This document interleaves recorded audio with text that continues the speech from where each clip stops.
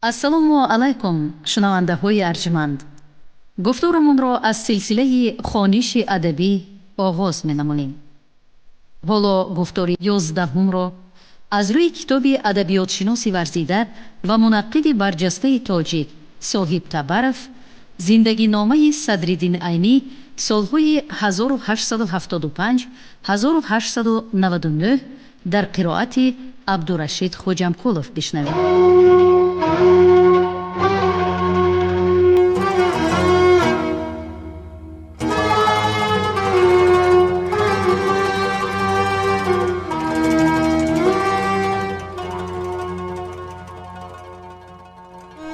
یک روزی تابستان بود.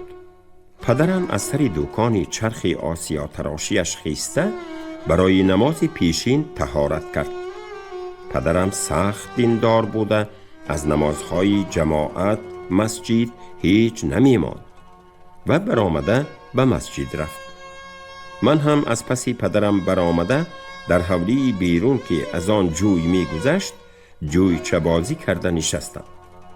پدرم زود شتابکارانه برگشته آمد و مرا برداشته به بالای دیوارچه‌ای که در میانه حولی ما و چارباغ مسجد کشیده شده بود راست گذاشت و گفت: حاضر از مدرسه یک کس برآمده به حجره می رود. او را خوب ذهن مانده نگاه بین. او دامالله اکات می باشد. اکم از من 8 سال کلان بوده. از این سخنان صدرالدین عینی معلوم می گردد که اکای بزرگش سید محی الدین خواجه در سال 1867 تولد یافته است. همان وقتها در بخارا می خواند. او شاعر است که شعرهای بسیار خوب دارد. در همین وقت از مدرسه‌چه قشلاق چند کس برآمد. پیش آنها امام، در متن بالا خطیب و در پهلوی امام یک آدمی بلند قامتی در بالا میان قدی کمگوشتی کمریش بود که در ریشش تارهای سفید می نمود. در تن این آدم یک جامه صوف در بالا یک ته سفید بوده. سله اش از سله امام ما خیلی خرد بود. پدرم من همین آدم را به من نشان داده. همین است دامالله اکات. بعدی از نماز آمدنم شعرهای او را به تو خوانده می دهم. صدرالدین عینی کلیات جلد 1 صفحه های 10-11.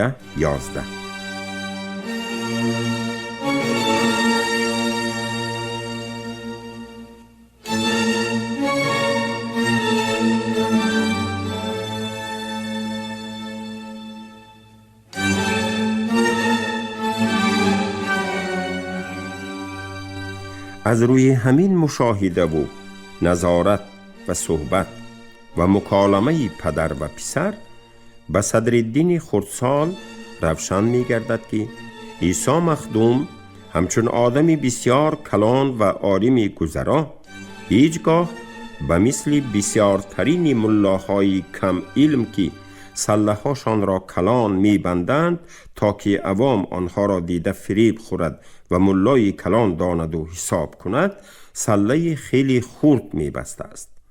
اما آدمی دانا و ملای درست سله‌اش را خرد می بندد و کلانی این گونه عالم را علم و دانشش نشان می دهد. صدرالدین عینی کلیات جلد 6 صفحه 108 می گوید سید مراد خواجه و پسرش درباره عیسی مخدوم بر این عالمانی ذوفنون و شاعرانی اصیل. قید باید نمود که این هر دو اقتباسی فوق غیر از کشادن مهارت شاعری و عالمی باز برای تاریخ ادبیات و صنعت تاجیک، برای آفرینش صورت و سیما و پورتریت عیسی مخدوم مواد ناکامل باشد هم مواد مفید شده می تواند. صدرالدین عینی او را در یک جای آدمی بلند قامتی کمگوشت و کمریش و تارهای ریشش سفید و در جای دیگر یک آدمی میان قدی خشک بدنی سبزینه چهره‌ای که ریش میانه سفید شده داشت به قلم داده است. و در یک اقتباس طرز لباس پوشی عیسی مخدوم را در تن یک جامعه صوف و در سر سله از سله امام ما خیلی خورد و در اقتباس دوم به سرش یک سله سفید خورد و به تنش یک ته سفید گفته نشان داده است. چنان که می‌بینیم گرچند بعد از 60-70 سال سیما و صورتی از دور مشاهده کرده عیسی مخدوم در یاد صدرالدین نورس نهایت روشن نقش نبسته باشد هم، همین معلومات سطحی مددگاری به وجود آوردن صورتی عیسی مخدوم شده می‌تواند. چون این مهر و محبت عینی به مفتی عیسی مخدوم بخارایی به آن می آورد که او بعدها در نمونه ادبیات تاجیک به ایجادیات عیسی مخدوم بخارایی جای زیاد جدا می نماید. سید مراد خواجه با همین در زندگی، در کار و عمل، در کردار و رفتار، عقل و فراست و خلق و اطوار آدمان جداگانه، عائله ها، گروه ها و طبقه های گوناگون و اجتماعی موجود بودن ضدیت و تضادهای متفرق و مختلف را به پسر خردسالش گوشرس می کند.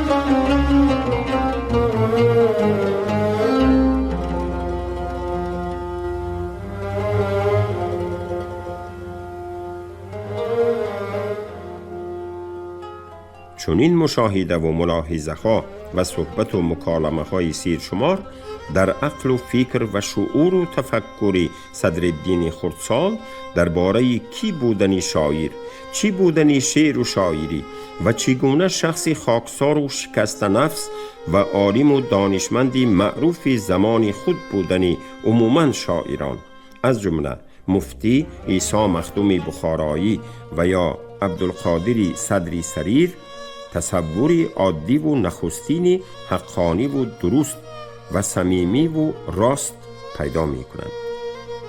بعد از آن که صدرالدین کی بودن عیسی مخدوم بخارایی را می فهمد، تفصیل قرائت یکی از غزلهای او را در یادداشت‌ها به طور ذیل قلمداد می نماید. پدرم از مسجد آمده مرا به خانه در آورد و از تاقچه خانه یک کتاب را گرفت که در وی به خط خودش چیزهای گوناگون نوشتگی بود. در پشت آن کتاب در پس و پیش یک چند ورق به شکل اوریب 2-3 غزل نوشته شده بوده است. آنها را به من نشان داده. انا همینها غزلهای دامالله اکعد گفت و به خواندن آنها در آمد. صدرالدین عینی کلیات جلد 6 صفحه 109.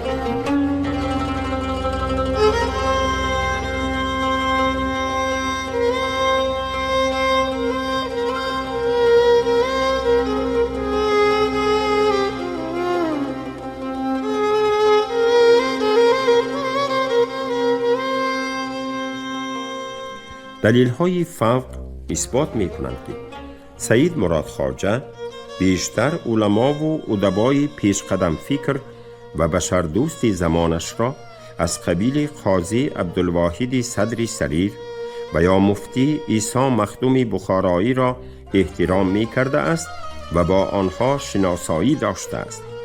علاوه بر این یگان از اهل اولاد او یا شریک درسی فرزندی صدری سریر یا خدمتکاری او و یا عیسی مخدوم بخارایی بر اینها دامالله فرزندی نخستینش سید محی الدین خواجه بودند و غیره.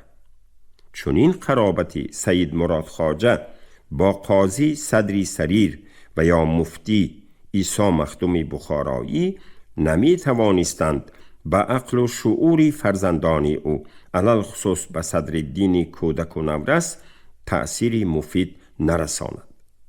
به ضمن همه اینها سید مراد خواجه به صدرالدین خلق و اطوار و خصلت‌های نیکوی نام بردگان از جمله شعرهای بسیار خوبی مفتی عیسی مخدوم را وصف می کند.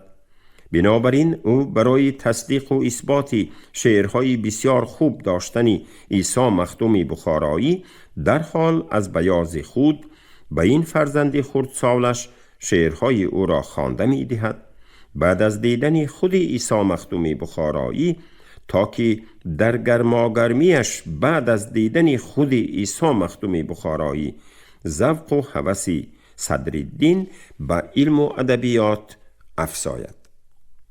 مثلا سید مراد خواجه به صدرالدین نورس از کتابش که عجب نیست بیاض شخصی خودش باشد، آن غزلها را یگان یگان خوانده معنی بعضی بیت‌های آنها را شرح داد. در آخر هر کدام آن غزلها کلمه عیسی بود، به خاطر می آرد بعدها خود عینی. صدرالدین عینی، کلیات، جلد 6، صفحه 109.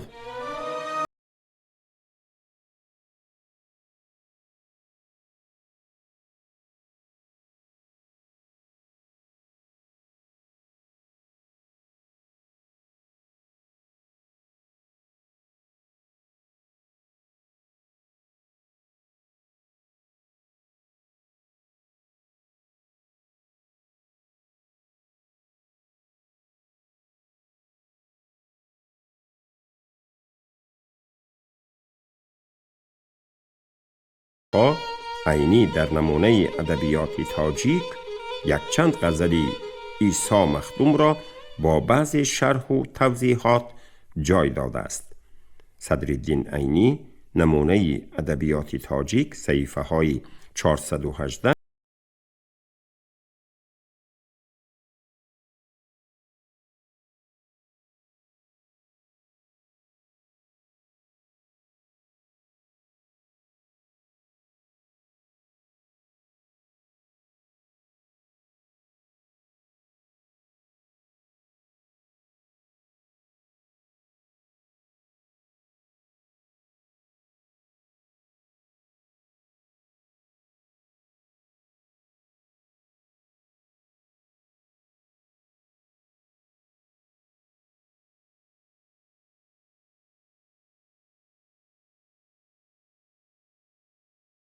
مراد خواجه مثال آوردن کفایه است. عیسی نام همین کس است و نام خود را تخلص قرار داده است. گفت و در ردیف یکی از آن غزلها کلمه قشاقی بود. از آن غزل بیت زیرین را: زی عمرم 30 گذشت و من همان در قید افلاسم، به 50 و 40 شاید رهم، از 60 قشاقی تکرار خوانده. عیسی این غزل خود را در وقت 30 سالگیش گفته است و امید کرده است که در 40 و 50 سالگی شاید از 60 قشاقی رها یابد. لیکن افسوس که در 40 و 50 سالگی آن طرف استد، حالا که عمرش از 60 گذشته است هنوز هم از 60 قشاقی رها نیافت. با درسگویی بی مدرسه، با کتابت کتابها عمر می گذراند. صدرالدین عینی،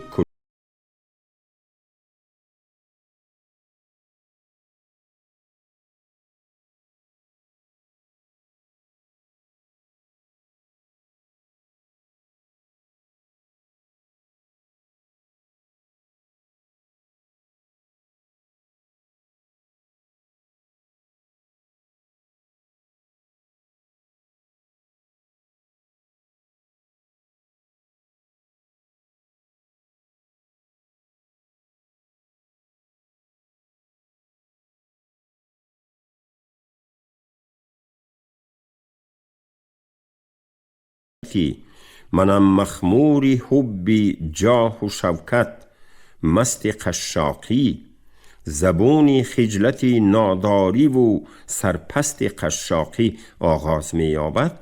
چون این شرح را لازم دانسته است. عیسی مخدوم عمر خود را همیشه به احتیاج و ناداری گذرانیده، به تأثیر این حال غزل را انشاد کرده. صدرالدین عینی، نمونه ادبیات تاجیک، صفحه 423. همین طور عینی نخستین بار تخمیناً در سال 1886 با توسط پدرش بار دوم شاعری مشخص، حقیقی و زنده عیسی مخدوم بخارایی را می بیند که در اون نه نشانه ولیگی بود و نه علامت کرامتی. این پسر 11 ساله همان روز اولین مراتبه از زبان پدرش خیلی عمیق می فهمد که شاعر کسی را می گویند که از دل خود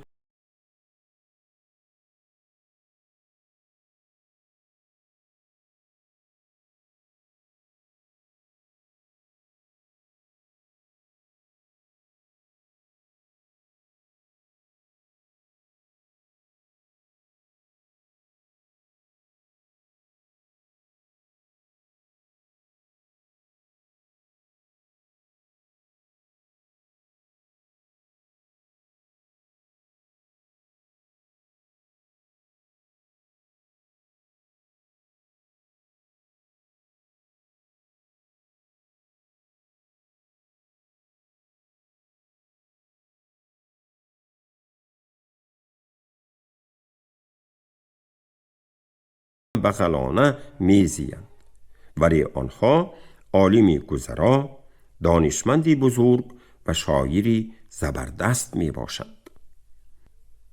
سید مراد خواجه در مثال حیات و ایجادیات عیسی مخدوم بخارایی قرائت نمودن بعضی غزلهای او از بیاض خودش و یگان غزل را خوانده معنیهایش را به طرزی که خودش می فهمید شرح و توضیح و ایضاح دادن، با یک مهر و محبت و عزت کلان چگونه شاعری حقیقی، اصیل و دانشمند بودن عیسی مخدوم را در مثال شرح بیت از غزل رنگ آرزو بشکن نوبهار انشا کن اثبات می سازد.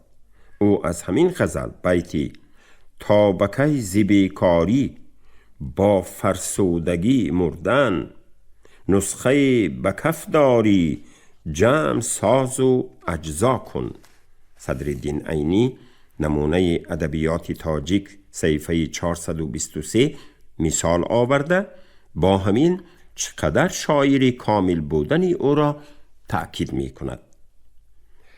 سید مراد خواجه بیت بالا را باری دیگر به پسرش تکرار خوانده گفت: آدمان دانشمند مردم را به کار جیغ می زنند، بیکاری را به مردن برابر می دانند. ملاهای دیگر باشند با وجود اینکه خودشان در مال دنیا غوطه در رفته‌اند، مردم را ترک دنیا کنید می گویند. یعنی می خواهند که مردم دنیا را ترک کنند و همه اش را خود آنها ملاها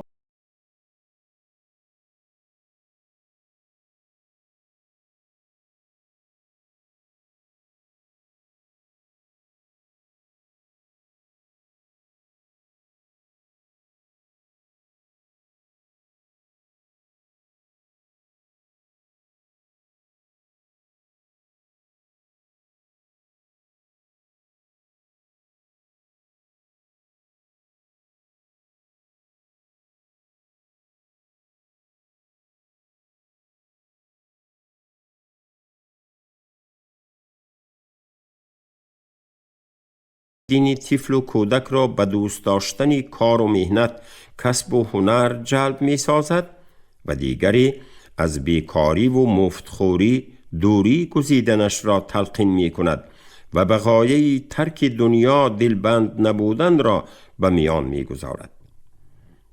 هنگامی که سید مراد خواجه با خطابه تأکیدی دیدی که این آدم عیسی مخدوم چقدر داناست، بیکاری را برابری مردن می شمارد، هرچی باشد یگان کار کن می گوید.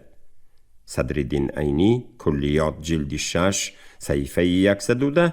و با همین یقیناً چنین مراجعتی او به پسرش در آینده نزدیک و دور فایده و بهره خیلی و خیلی زیاده می آورد و در آخری آخران عینی را مشهوری جهان می گرداند. شناسایی نخستین عینی با غزلهای شاعری کسبی عیسی مخدوم، شنیدنی پارچه های اشعاری او از زبان و از بیاضی پدرش، شرح و توضیح و معنیدادی مضمونی بعضی از آن بیتها از جانبی پدرش، در قشاقی و ناتوانی عمر بسر بردن این شاعر و عالم و غیرها، میل و رغبتی صدرالدین نورس را به دانستن و از خود کردن شعرهای دامالله اکاش عیسی مخدوم بخارایی زیاد می نماید.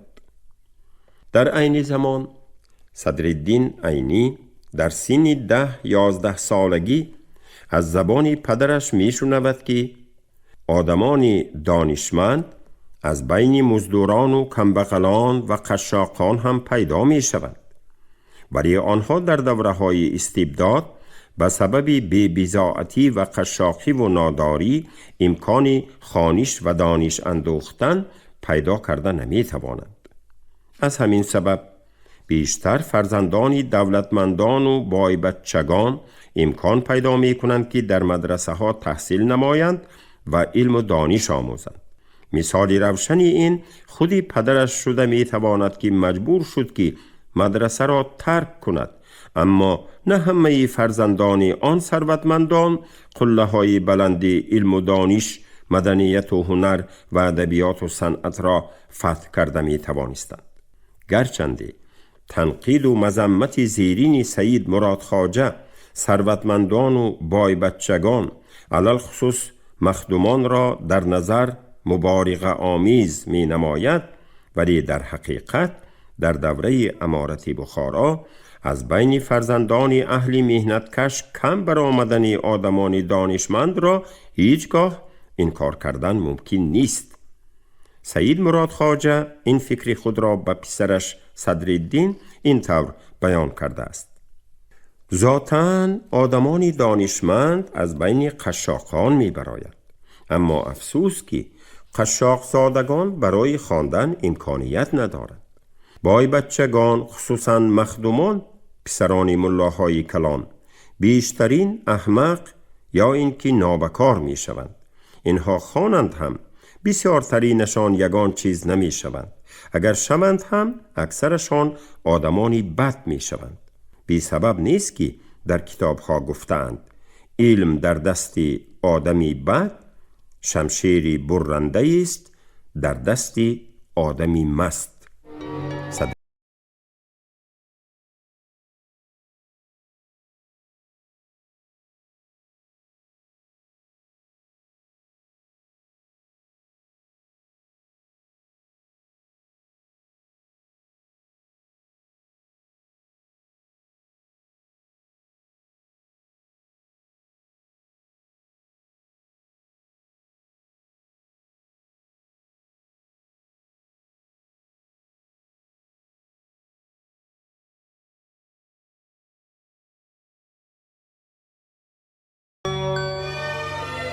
این قبیل بیانات سید مراد خواجه را درباره آنکه ذاتاً آدمان دانشمند از بین قشاقان می برآیند و بای بچگان خصوصاً مخدومان پسران ملاهای کلان بیشترین احمق یا اینکه نابکار می شوند را تا اندازه محابات و مبالغه آمیز شماریدن لازم است. عادتاً جوانان احمق یا اینکه نابکار را در همه دور و زمانها و مملکت و کشورها از زمانهای قدیم تا به امروز و آینده چی از بین فرزندان کمبغلان و ناداران و مزدوران و قشاقان و چی اولاد و اجداد بایان و ثروتمندان دریافت کردن ممکن بود، ممکن است و ممکن خواهد شد.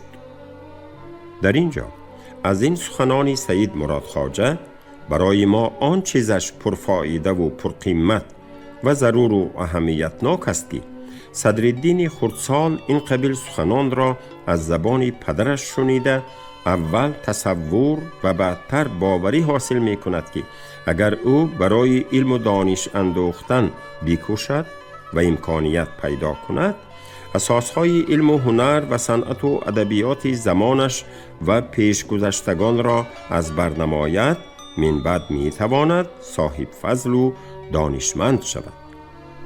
در برابر این از چنین بیانات و اظهارات و صحبت و نصیحت‌های پی در پی و به حساب پدر با پسر و خلاصه پیشکی ناآمدن ممکن نیست که سید مراد خواجه از همان دوره‌های طفلی و شباب ذوق و هوس پسرش را به علم و فن، ادبیات و صنعت و به شعر و شاعری زیاد نمودنی بوده است. از همین سبب تخمین کردن ممکن است که همین قبیل فکرها، صحبتها، نصیحتها و بیانات دائمی و سیرشمار و بی حسابی پدر به صدرالدین کودک چنان تأثیر رسانده اند که او از همان سن و سال طفلی و شباب به مطالعه کتابها و پیش از همه قرائت قرآن و اشعار از جمله شعرهای عیسی مخدومی دام الله اکش سید مراد خواجه شوق و ذوق کلان پیدا می کند. چنین مهری او به اشعار عیسی مخدوم تا به اندازه می رسد که بعضی بیت‌های غزل‌های در بیاض پدرش بوده عیسی مخدوم را حفظ می نماید و بعدها آنها در ترجمه حالش در نمونه ادبیات تاجیک صحیفه های 418 428 جای و مقامی زیاده پیدا می نمایند.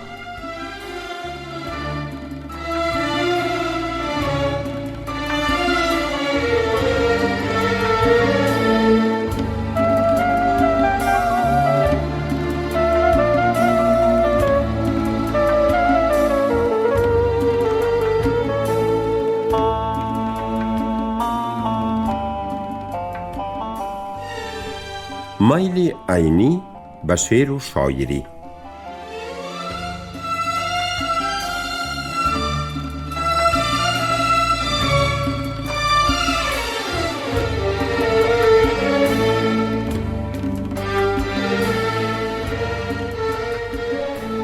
همینطور مهر و محبت عینی تدریجاً به شعر و شاعری زیاد می شود و بعدتر به ایجاد آثار منظوم شروع می نماید. آن حقیقت را در ترجمه حال عینی قید نکردن ممکن نیست که پدر عینی در برابر مطالعه اشعار حافظ، عیسی مخدوم، بیدل و حتی صدر سریر به نظم میرزا محمد علی صایب 1603 1667 میل و ذوق و هوس نهایت زیادی داشته است که چنین دوستداری و محبت او و شعرهای ادیبان نام برده و پسرش صدرالدین نیز بی تأثیر نماندند. به قول خود عینی پدرش میرزا محمد علی صایب اصفهانی را بسیار دوست می داشته است. سید مراد خواجه شعرهای او را چنان که بچگان نبات را مکیده مزه کنان می خورده باشند، او نیز شعرهای صایب را لذت گرفته می خوانده است و از روی عادت او را دائما بابا صایب گفته با احترامی بزرگ نامبرش می کرده است.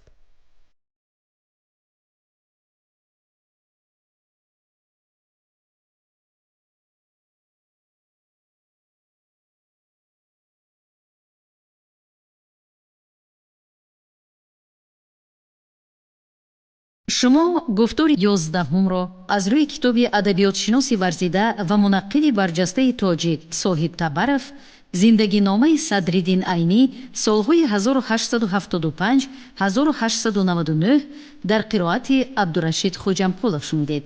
کارگردان شیرعلی نغزلی. پایان گفتار از سلسله خوانش ادبی. شاد باشید.